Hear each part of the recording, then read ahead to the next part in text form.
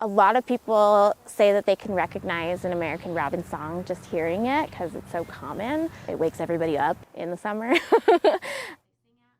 We have these internal clocks that are really associated with the sun. All animals and many wildlife, including plants, have that too.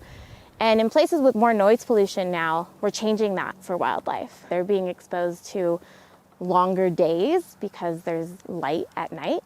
They depend on the moon, they follow the moon and the stars to migrate. So when they have lights coming from all over the place, they get confused. And we've had a lot of fallout or die out from migratory birds because of light pollution.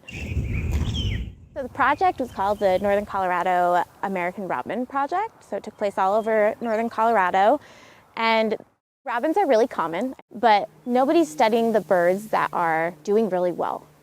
And by studying the birds like American robins who seem to be succeeding really well in changes through their habitats, offers a whole different perspective.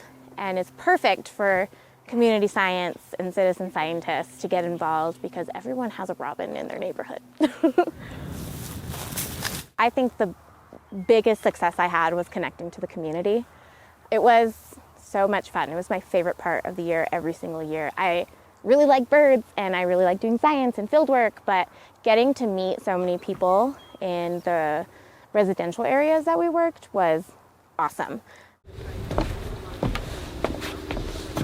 I'm Liz Mock-Murphy, and I teach environmental science at Greeley Central High School, and I'm a homeowner, and I've been involved with Karina's project for the last 3 years. My favorite part was when we would band the birds, and I would get to hold the bird safely.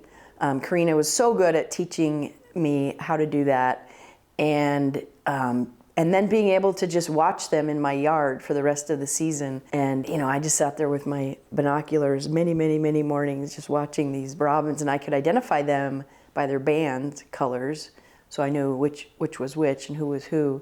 For me, that was a real thrill to be able to bond with a bird and not be this terrifying experience for the bird or me. Getting a picture with a general public person with a bird in their hand, their faces are the best.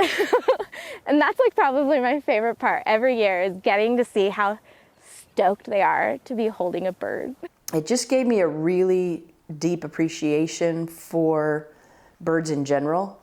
And so I started noticing more, I started identifying more.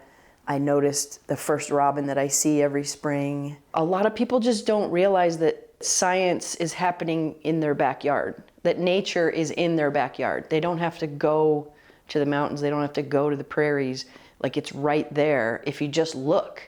And Karina's project really just helped us see. This is science and it's right in your backyard, it's not in a laboratory.